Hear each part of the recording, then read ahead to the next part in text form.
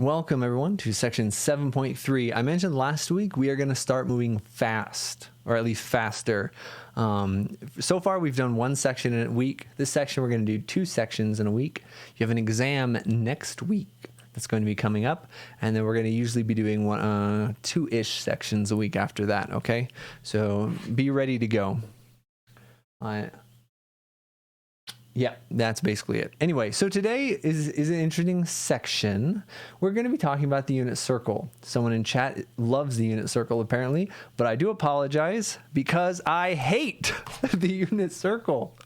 Okay, so you can use the unit circle. The book has information about the unit circle, but us as a class are really barely going to be using the unit circle. So most of this section, I'm actually going to be doing stuff not with the unit circle, but I'll teach it a little bit.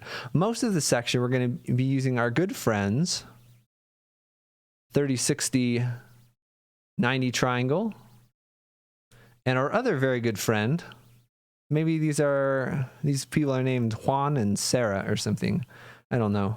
The 45, 45, 90 triangle. Okay. I think these triangles are way more useful for evaluating trigonometric functions of angles. But anyway, you can do it as you prefer, but I'm not going to be using the unit circle very much. But that being said, I'm going to talk about when I think the unit circle is useful and essentially what the unit circle is. Okay. So first off, a little definition on the unit circle. X is equal to the cosine of theta and y is equal to the sine of theta. So the unit circle is really kind of what I don't know what it sounds like, but the unit circle is just all the points centered at the origin with a radius of 1. Okay, so over here, for example, this is the point, right? 1, 0. Over here, this is the point 0, -1. And then right here, for example, if this is a 45-degree angle, the x coordinate is going to be the cosine of 45 degrees. The y coordinate here is going to be the sine of 45 degrees. And that's what this says. Okay. On any point on the unit circle, we can find the x and y coordinate by just looking at the cosine and sine of the angle. And conversely, sometimes if you want to find the cosine or sine of an angle, you can just look at that point on the unit circle. So it goes hand in hand. So let's do an example to talk about this a little bit. And that's example 1. Find theta. So the reason I hate the unit circle is because a lot of times in a lot of trig classes, people are asked to memorize the unit circle. And people are asked to memorize essentially all the points on the unit circle that are at 30 degrees, 45 degrees, 60 degrees, and every multiple of that. And I think memorizing all that garbage is just so unhelpful. And nobody does that. Nobody memorizes that and actually keeps it memorized. Sure, you might memorize it for a test, and I hate memorization like that. It's so much better for understanding if you learn and figure out why something's the case. It's so much easier to remember for like retention and understanding if you just kind of can figure out why something's the case as opposed to just blindly memorizing something, most of the time anyway. Anyway, so let's look at some examples where the unit circle is helpful. Well, A and B, it's not going to be that helpful. A and B are just going to kind of show you the book's approach to some of these. So essentially here we have an angle right here, and we're looking at the point 1 divided by the square root of 2, 1 divided by the square root of 2, and the question is, what is this angle right here? Okay. So I don't like the unit circle so much. If you want to memorize the unit circle, be my guest. If you somehow took a trig class before and remember the unit circle, still somehow be my guest. But in class, we're not really going to do that. So the idea here is to realize, okay, do we have a special triangle where the cosine of theta is 1 over root 2 and the sine of theta is equal to 1 over root 2? Because remember, x is equal to the cosine of theta and y equals the sine of theta. All right. So again, right here, anytime that x equals y, that means sine equals cosine. Anytime that sine equals cosine, you know you're in a 45, 45, 90 triangle. Alternatively, you can say, hey, look at this triangle over here, which I will always give you access to on quizzes and exams. The cosine of 45 degrees is 1 divided by root 2, adjacent over hypotenuse. The sine of 45 degrees is 1 over root 2, opposite over hypotenuse. Well, if the x-coordinate is cosine of 45 degrees and the y-coordinate is sine of 45 degrees, by this little definition here, theta has to be 45 degrees, or pi over 4. Let's use radians. Okay. And yeah, a lot of people who take college trig classes, and honestly, a lot of people who take a lot of college level math classes have learned the material before. They just maybe didn't learn it that well, or just most likely just forgot. People forget math all the time, right? It's sort of one of those use it or lose it skills. Side rant is very brief. We need to get on with the section. But a lot of people complain about why do they have to learn math if they're never going to use it in their career. And honestly, you're going to forget most of it. Most people. Some people are going to use this stuff, but most people are just going to forget it. But the whole point of why I believe and why I believe in teaching math is to teach people how to think, teach people how to work through problems logically, teach people how to apply rules to approach problem solving. And that sort of stuff sticks with you and is very integral to math and sticks with you. And I think that will help you later. Anyway, that's side rant. Anyway, here we go. Part B.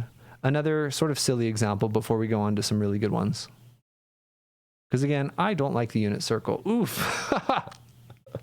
That's supposed to be connecting to the origin here. We're just going to have a really thick line right here. All right. And this is the point, this is the point 1/2 comma root 3 over 2. All right. So you see square roots of 3, you see 2s, you see 1s. Immediately you say, wait a minute, I've seen that before. That looks like a 30, 60, 90 triangle. Well, is this 30 degrees or 60 degrees? Now you can sort of cheat and say, well, it doesn't look like a 30-degree angle. It looks like a 60-degree angle. Or you can logic your way through. X coordinate is the cosine of theta, right? So the cosine of theta equals 1/2. All right. The cosine of theta is 1/2. So what angle do we have where the adjacent is 1 and the opposite is, and the hypotenuse is 2? Well, over here, 60 degrees. The adjacent's 1, the opposite's 2. So it looks like it's probably going to be 60 degrees. Well, is the y-coordinate the sine of theta? Is the y-coordinate is sine of theta, root 3 over 2 for 60 degrees? Opposite over hypotenuse, root 3 over 2. Yes, it is. Great. So this one's 60 degrees. Or pi over 3. All right. Sorry, my head was blocking that. We'll move it out of the way. All right. So that's just a couple things about this. And honestly, parts A and B, I'm just kind of showing you to show you. So you've seen it. And if you say, I want to do problems that way, that's great. But C and D are really where the unit circle, I think, is a lot more useful. Because let's look at...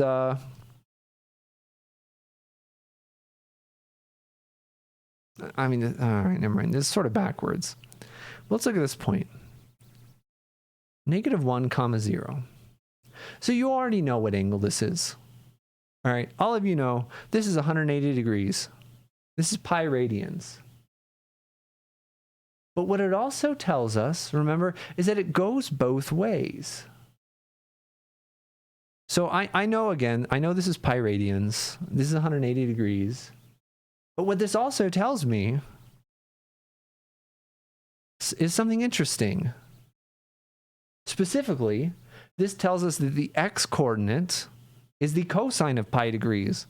So the cosine of pi radians is -1.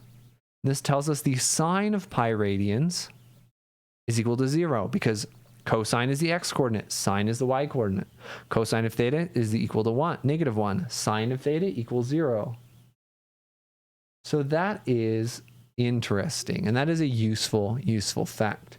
In fact, the unit circle is very, very helpful for evaluating quadrantal angles. Remember, angles that end on a quadrant, because we can't really draw triangles in the same way that we need to. Again, every time you draw a triangle for an angle, like these little triangles, every time you draw a triangle for an angle, the right angle is never the one coming out of the origin. So if you draw a 90-degree angle, you can't really draw a triangle here. Anyway, so this shows us how to evaluate quadrantal angles. So let's move on and do that. Okay, example 2. All right, find the following.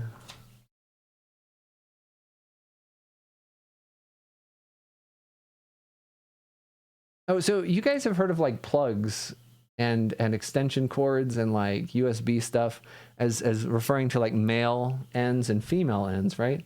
I was explaining to Danny that I had a gay cable when I needed a straight cable because my cable was sticking out on both ends, but I needed one to stick out. I wanted to get plug in. She said she'd never heard that before. Anyway, let's do this. Let's find what sine of pi over 2 is.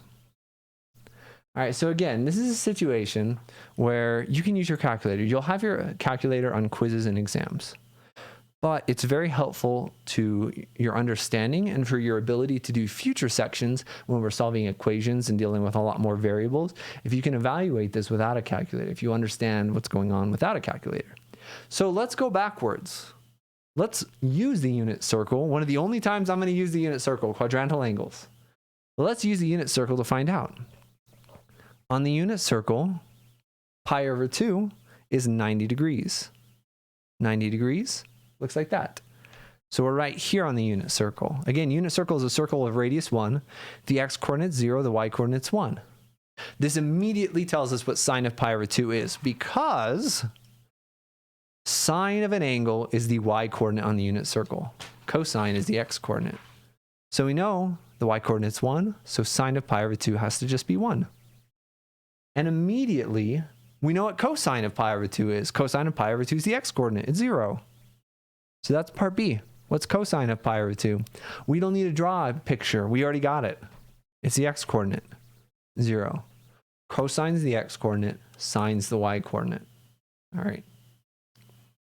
And if you're having trouble remembering which one's the x-coordinate, which one's the y-coordinate, draw a picture. Let's say we have a unit circle, right? Oh, this is, by the way, not related to part B. So let's separate that a little bit. Draw a picture. If we look at some point up here, the radius on the unit circle is 1. The x-coordinate is the adjacent side. The y-coordinate is the opposite side. So sine is opposite over hypotenuse. Sine is y divided by 1. Sine is y, right? Sine of theta is y divided by 1 on the unit circle, which is just y.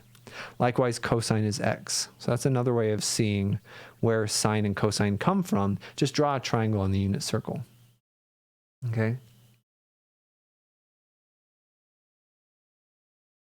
Yeah, when I draw the coordinate plane, I don't actually label the axes, but this is just a normal coordinate plane where this is 1, this is 2, -1, -2, etc. And the circle just goes with radius 1 and intersects that. Good observation. But I draw the axes so frequently, I don't want to hash it every time. It's a good thing to comment on though. Anyway, we're on part C. All right, I'm going to put the next couple problems. And what I want you to do is just kind of stop a moment and think about what you expect the answer is going to be. All right, try to imagine a picture. If you have paper in front of you, which you should, it's the best way to approach these videos. If you have paper in front of you, draw a little picture and get the answer. I'm not going to give too much time, but just think about it. All right, so let's go. Sine of 360 degrees. Cosine of pi. Cosine of 540 degrees. Cosine of negative pi over 2. Okay.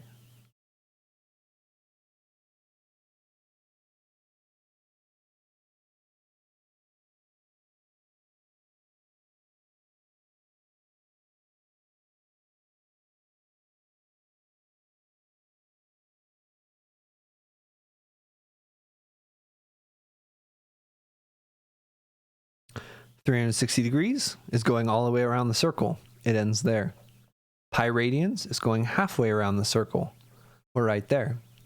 540, well, that's 360. subtract 360, 180. That's going to be right here. You might say that 540 degrees is coterminal with 180 degrees. One use for finding coterminal angles is 540 is not very useful. Let's subtract 360 so we know how to plot that. And negative pi over 2, remember negative just means starts going down. Pi over 2 is 90 degrees. So it's right there. Okay, sine is the y-coordinate. Y-coordinate 0. Cosine is the x-coordinate. X-coordinate right here is -1. Cosine, x-coordinate. This is the same problem. D and E are the same. Still -1. All right. Cosine right here, x-coordinate. X-coordinate is 0. Yeah, this is what my face-to-face class did on Friday, actually. All right.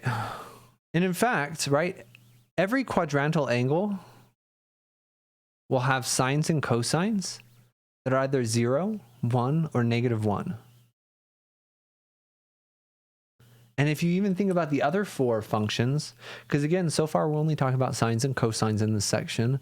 We'll talk about the other 4 out of the 6 trig functions on, well, tomorrow.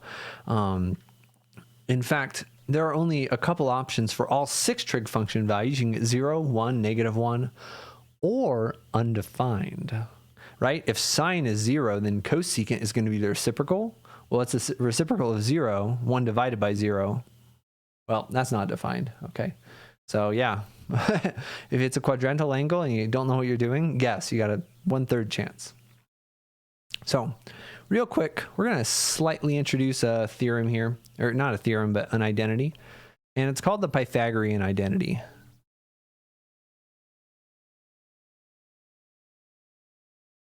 And again, it goes back to this situation that we have up here. We're not going to use the Pythagorean identity so much right now, but in chapter 9, we're going to use it a ton. I'm introducing it here because I'm trying to stay mostly consistent with the book, and they sometimes use it in this chapter. I'm not going to be using it in this chapter, though. So, Pythagorean theorem, not the Pythagorean identity. Everyone knows, well, not everyone, but a lot of people know the Pythagorean theorem. A squared plus b squared equals c squared. Well, in our case, it's x squared plus y squared equals 1 squared. That's x squared plus y squared equals 1. What is x? Cosine theta. What is y? Sine theta. So the trigonometric version of this is just sine squared of theta plus cosine squared of theta equals 1. And again, this is a shorthand. When we say sine squared of theta, what we really mean is sine of theta times sine of theta. Okay, so be careful here. This is what we mean. This is shorthand. If you ever get confused or have questions about this, please let me know. If you see this and forget what it means, just send me a quick email and I'll be able to get that clarified real quick. But really, we're not going to be talking about this too much until chapter 9. Chapter 9, Pythagorean identity is going to be your best friend, or maybe your worst enemy, I'm not sure. But Pythagorean identity is going to come out a lot in chapter 9. So let's continue with example 3. There are 2 examples left, but unfortunately, as you will kind of get a pattern in my class, sometimes examples have a lot of parts. Actually, I lied to you, because this example, I was going to have multiple parts, but we're just going to have each one be an example. So this is now a lying video, okay? So I apologize. So if sine of theta equals 3/7 and theta is in quadrant 2, find cosine of theta. So broken record, we're going to be talking. All right. Now, if you're ever confused in any problem in this whole section, draw a picture. Sometimes you can't draw a picture, but just try, okay? Try to draw a picture. So let's see what's going on. So theta's in the second quadrant. So I don't know, figure not drawn to scale. Theta looks something like this. And we know the sine of theta is 3/7. Now, there are infinitely many triangles here where the ratio of the opposite side of the hypotenuse is 3/7. One such triangle, if you're using the unit circle, would be 3/7 divided by 1. Sine is the y-coordinate on the unit circle. The question is, what is the x-coordinate? Okay. That's one way to do this. Or, if you don't like fractions, I don't like fractions, we could look at a much bigger point and a much bigger triangle, but the same angle, right? It's still theta. But now instead of 3/7 and 1, we could also think of sine as opposite over hypotenuse. 3 and 7. So again, these are similar triangles. They are both triangles that work for theta, except this one is on the unit circle and this one's not. I don't really like the unit circle. Most of the times I'll be using this one. If you want to think about the unit circle, go ahead and use this first example. Okay. Now there's a couple of ways of approaching this. Someone in the chat has got one way. We can use the Pythagorean identity, and that's what the book does. The book says we can use the Pythagorean identity to say sine squared, so 3/7 squared, of plus cosine squared equals 1, and then just solve for cosine. There's another way. We could also use the Pythagorean theorem.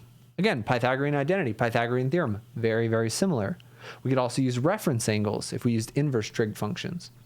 What I'm going to do is just find out what x is, what the x-coordinate is, Pythagorean theorem. So 3 squared plus the x component squared equals the hypotenuse squared. Pythagorean theorem, been doing that for a while. That's 9 plus x squared equals 49. Subtract 9, you get x squared equals 40. Or x equals plus or minus square root of 40. It's a good idea to simplify radicals. Remember, 40 is 4 times 10. So we can write this as the square root of 4 times the square root of 10. Square root of 4 is just 2. So this is the simplified version. And so the question is, when we solve this equation, when we use the Pythagorean theorem, we got 2 answers. Well, let me tell you, there's not 2 answers for this problem. The x-coordinate here, we're in the second quadrant. So if you're in the second quadrant, your x-coordinate is negative. If you're in the third quadrant, your x and y coordinates are negative. If you're in the fourth quadrant, only your y coordinate is negative. So we know which one to choose. We need the negative coordinate. We get negative 2 root 10 is our x-coordinate. So now, what we can do is, well, what is cosine? Cosine is the adjacent, which is negative 2 root 10, divided by the hypotenuse, which is 7. So we get negative 2 root 10 divided by 7 as our answer. So real quickly, I do want to show you the way that the book does it. I don't usually prefer this way, but if you prefer it, go ahead. So what the book does is they use the Pythagorean identity that we just introduced on the previous page, and they say sine squared of theta plus cosine squared of theta equals 1. What is sine of theta? It's 3/7. So remember, sine squared of theta just means sine of theta squared. So sine of theta is 3/7. We replace it with 3/7, still have the squared. Plus cosine squared theta equals 1.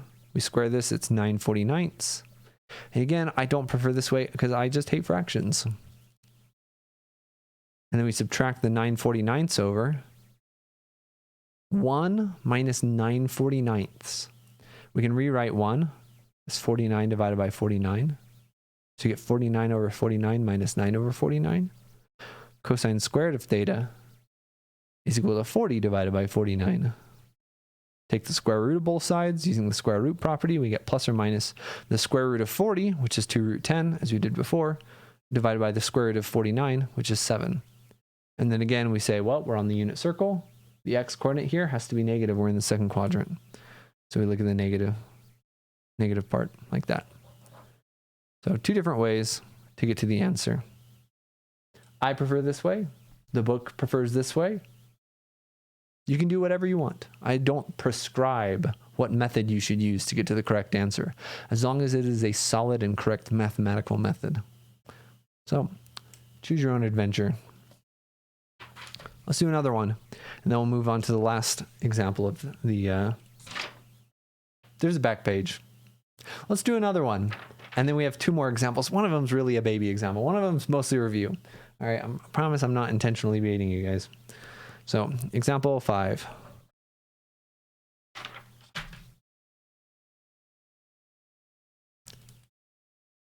Example 4. All right. If cosine of t, or theta, if cosine of theta equals 24 over 25, and theta is in the fourth quadrant, find sine of theta. So we're essentially going to do the same thing we did before. Let's draw a picture. And again, if you want to use Pythagorean identity, you can. So, fourth quadrant. Let's just draw a triangle in the fourth quadrant. It doesn't matter whether you draw a triangle that looks like this, whether it's really flat, whether it's really tall. It doesn't matter what your triangle looks like. But we're in the fourth quadrant. And cosine is adjacent divided by hypotenuse. So we could write this as 25 and 24. Again, the x-coordinate's positive here. The y-coordinate is what's going to be negative. Here, I'm going to do a step ahead. I don't know what number goes here, but I know it's going to be negative. The y-coordinate in the fourth quadrant is negative. We're going down. All right? Well, we just use, oh, these are big numbers. We just use the Pythagorean theorem right here. Okay? So 24 squared plus, I don't know, something squared. I'm using x. Y makes more sense. Can we make this into a y? There we go. 24 squared plus y squared equals 25 squared. 24 squared is some number. 576. Yes, of course. Plus y squared equals 625. Subtract 576 and you should get, oh. Well, isn't that a nice number? Because now when we square root it, we get plus or minus square root of 49, which is plus or minus 7. But we already know whether we're using a positive or a negative 7. Because the y-coordinate in the fourth quadrant is negative. We're going down. We have negative 7 right here. Okay. So sine is the opposite divided by the hypotenuse, which is negative 7 over 25. So I have a confession to make to all of you. I have ulterior motives in this section. I said there were two methods of solving these problems. And that's true. This method over here, though, is going to be very similar to the last chunk of examples that we're doing today. So I've already warmed you guys up. You didn't even know it. So let's do a little bit of review. Nice and short. You remember reference angles. Reference angles are just the angles that get made with the terminal side and the x-axis. So I'll just kind of show this off real quick. Review. Find reference angles for the following. And there's a mathematical definition for the reference angles, but it's honestly pretty worthless. I think the easiest way to show what a reference angle is to just show you what a reference angle is. So let's go. Part A, 120 degrees. Well, who knows what a reference angle is? But let's draw a picture, because if we don't know what to do, drawing a picture is one of the best things to do. So we draw a picture, 120, that's, let's see, we go 90 degrees, and then go 30 more. So we're up here. We have 120 degrees is our angle. Remember, reference angle is just the angle that this terminal side makes with the x-axis. So it's this little guy right here. Well, if this little thing is 30 to complete, to get to 180, well, this is 60 degrees. The reference angle here is 60 degrees. Okay, let's look at a couple more. Part B, 3 pi over 4. Part C, 225. Part D, negative 7 pi over 6. Part E, negative pi over 6. Essentially, you just draw the picture and see what it takes to get to the x-axis. So over here, 3 pi over 4. And again, if you're ever uncertain about what a radian is, where the radian ends, what a radian looks like, what a radian measure looks like in degrees, feel free to just convert it. Remember unit conversions. If we have 3 pi over 4 radians, here, let me just go off to the side somewhere. Here, we got a nice little corner of paper right here. Remember, 3 pi over 4 radians, we can convert it by multiplying it by radians times degrees. Divided by radians, have degrees on top, because then the radians cancel. Well, how many radians are in how many degrees? 2 pi radians is 360 degrees, or pi radians is 180 degrees.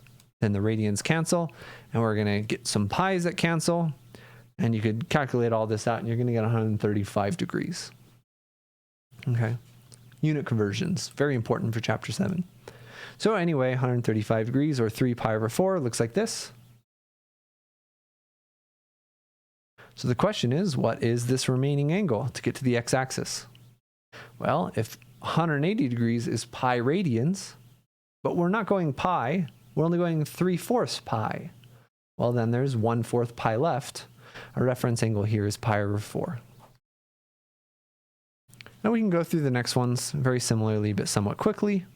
225 is we go 180 and then 45 more.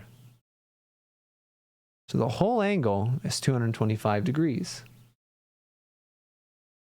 Complementary angles are similar. These are actually supplementary angles, although reference angles are not necessarily the supplementary angle to the given angle. Supplementary just means that they add up to 180 degrees. So in this case, the reference angles are supplementary. And in fact, anytime you're in the second quadrant, they'll be supplementary, but not here. Okay, so the whole thing is 225. The reference angle, though, is just this little part right here. How far do we have to go to get to the x-axis? This time we're going up. Reference angles are always positive, though. So we went 180 degrees and then 45 more. So to get back, that was that 45 more. The reference angle here is 45 degrees. Reference angles are always going to be between 0 and 90 degrees. You'll never have a reference angle bigger than 90 degrees. You'll never have a reference angle that's negative either. 7 pi over 6, that with a negative in front. 7/6 is more than 1. So we go a whole negative pi. Negative pi is 180 degrees. A whole negative pi, and then pi over 6 more. 7 pi over 6 is a whole pi plus pi over 6. So since it's negative, we're going to be going over here.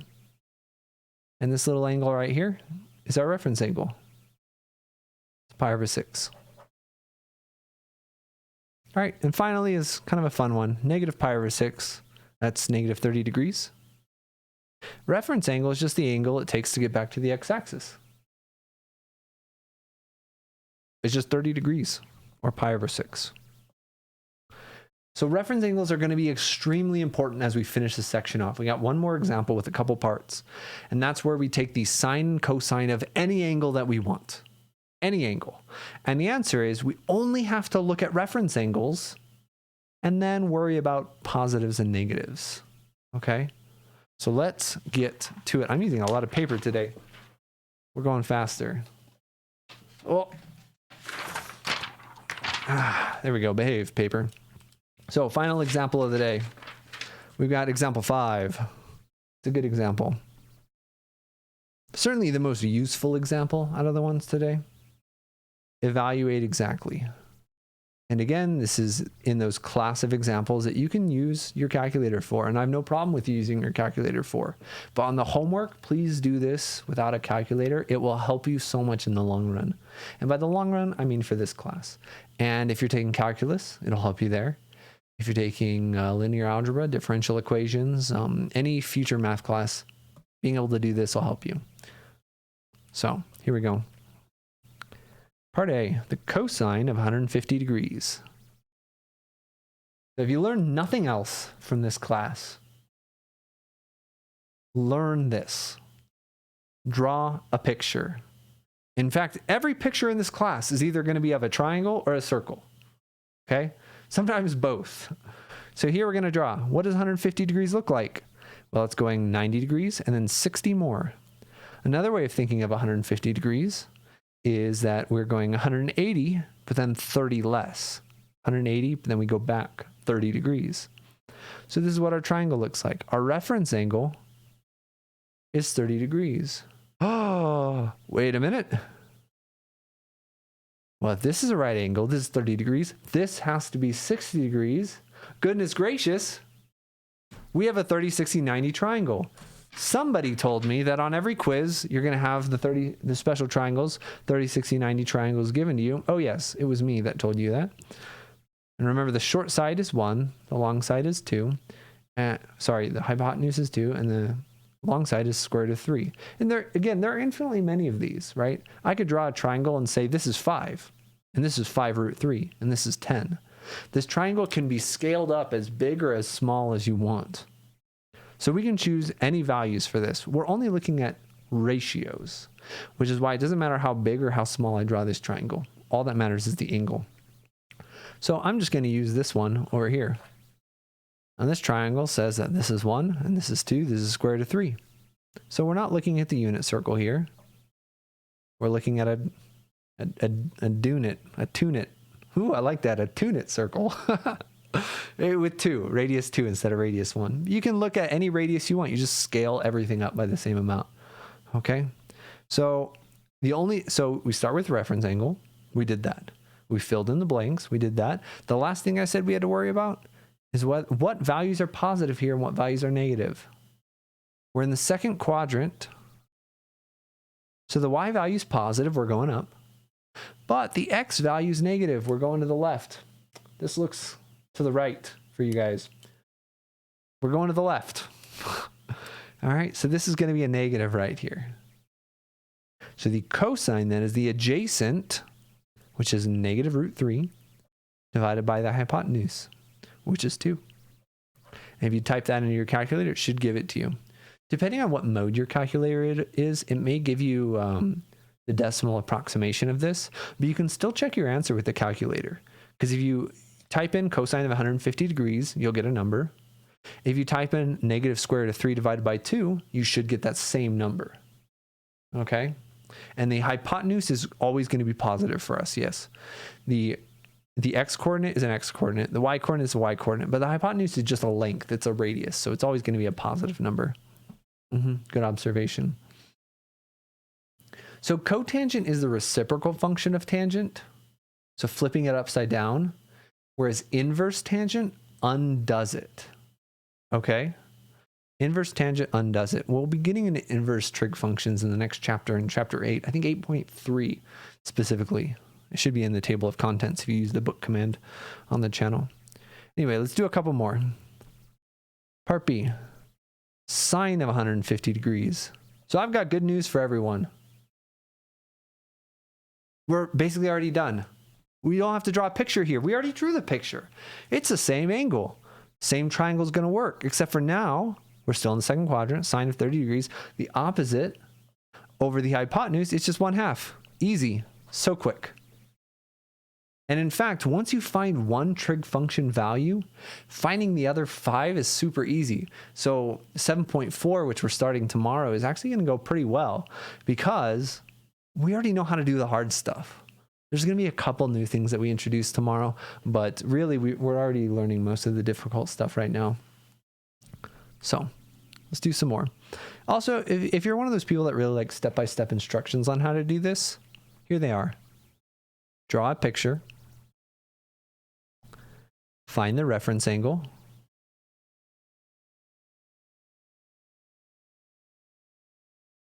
Use a special triangle for the sides. And then potentially add negatives. Thank you, October. Remember, if we're going left, x is negative. So x is negative in the second and third quadrant. And if we're going down, y is negative, so the third and fourth quadrant. All right, and step 5 is just SOHCAHTOA. Remember, sine is the opposite divided by the hypotenuse. Cosine, adjacent over hypotenuse. Tangent, opposite over adjacent. All right. So that's the step-by-step, if you like step-by-steps. We'll probably be doing enough of these that you won't really need it after a while. You'll just get into it. But that's what it is. Cosine of 5 pi over 4. Okay? So, step 1, draw a picture. 5 pi over 4. 5/4 is bigger than 1. So we're going at least pi. Pi radians is 180 degrees. And then after we go pi, well, it's 5 pi over 4, so that's an extra pi over 4 after, which is 45 degrees. So this is our reference angle. 45 degrees, or pi over 4. This is another special triangle. What a coincidence! It's not a coincidence. We're only really going to be dealing with special triangles and quadrantal angles. So, good news. Which is why I like special triangles so much. Because you don't have to memorize the whole unit circle. It's just 2 triangles. And I'll give you the 2 triangles. But really, by the end of this class, you're always going to remember these 2 triangles. All right, so we know. Let's see. We found the reference angle. Step 3, find a special triangle, 45, 45, 90. So let's fill in the blank. 1, 1, and root 2. That's one such triangle. Again, we could make this triangle bigger or smaller. Doesn't matter. I like this one. No fractions, no big numbers. All right, that was step 3. Step 4 is add negatives. We're going to the left. So the x-coordinate has to be negative. We're going down. The y-coordinate has to be negative as well.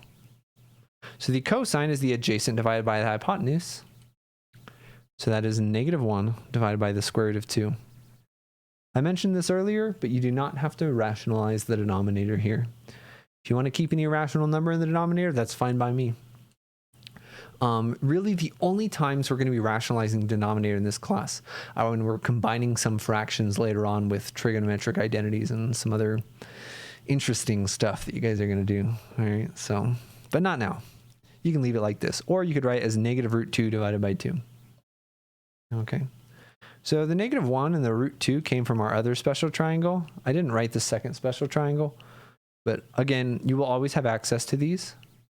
If you have pi over 4, pi over 4, pi over 2 triangle, the 2 sides of the triangle are 1s, and the hypotenuse is always the square root of 2 times one of the sides of the triangle. Okay? And these 2 triangles will always be given to you on quizzes and exams. All right. Rationalizing the denominator just means getting rid of the square root in the denominator. So if you rationalize the denominator here, what you do is you multiply by the square root of 2 divided by the square root of 2. This doesn't change the number because it's multiplying by 1. And then at top, now we have negative square root of 2. In the bottom, we have the square root of 4. But the square root of 4 just equals 2. So that's the rationalized version. Okay? So we got 2 more problems, and then we're done. I've been saying that for like 30 minutes. We got 2 more parts and we're done. It's not going to take that long. Good for everyone who's lasted this long. This is a long lesson. We got the cosine of 315 degrees. In part E, we got the sine of negative pi over 6. So we draw a picture. 315 degrees. What is that? Let's see. Well, it's more than 180. If we add another 90 to 180, that's 270, but it's less than 360. So it's somewhere in the 4th quadrant, 270, and then 45 more. Well, if it's 45 more this way, that means our reference angle is also 45 degrees. So our triangle looks like this. We drew a picture, we found our reference angle. Now we need to use a special triangle to get the side lengths. Well, 45 degrees is pi over 4. Side lengths are going to be 1, 1 and √2. Or if you wanted, you could do 2, 2 and 2 √2, or 5, 5 and 5 √2. Any multiple of this works. The book uses the unit circle. We haven't used the unit circle in like 30 minutes, but we could if we wanted to. Step 4, where do the negatives go? X coordinates going right, so that's positive. Y coordinates going down, so that's negative. Well, the negative didn't matter in this case. Cosine is just adjacent. The adjacent is 1, divided by the hypotenuse, which is the square root of 2. There we go. Last one. Negative pi over 6 means we go down 30 degrees. Reference angle is pi over 6. Special triangle tells us that the short side is 1, the long side is the square root of 3, and the hypotenuse is 2. Again, same situation where only the y-coordinate is negative in the fourth quadrant. So sine is opposite over hypotenuse, negative 1 divided by 2. Okay? And that's basically it. So there's some other shortcuts, and there's a lot of ways to do problems like this. Some people, yes, correct in chat. Some people learned a couple ways of remembering what trig function values are positive in which quadrant. So ASTC is what it is right here. So this says that everything or all trig function values are positive in the first quadrant. Only sine is positive in the second quadrant. Only tangent's positive in the third quadrant. Only cosine is positive in the fourth quadrant. You don't need to memorize this though. Just because if you look at x coordinates and y coordinates, you'll always know which one is going to be negative if you draw the triangles like this. Okay? All school teachers care. All school teachers care. That's one way of remembering it. It's a lie. It's a sad lie. But luckily at a community college, more people care here than do at four-year universities. That's true, by the way, but that's another topic. This video is already long enough. That's the end of the lesson, by the way. I'll talk about a couple other things afterwards, but I think I'll end the video right here. If you have any questions, let me know. You're going to have 2 sections, so we're going to spend 2 days on 7.4. We'll do that tomorrow and Thursday, and you're going to have 2 homework assignments due this week and 2 sections on the quiz that's due next week. All right, so thank you guys for watching. Let me know if you have any questions. Send me an email. Or if you're local, you can just show up at my office as well. All right, bye.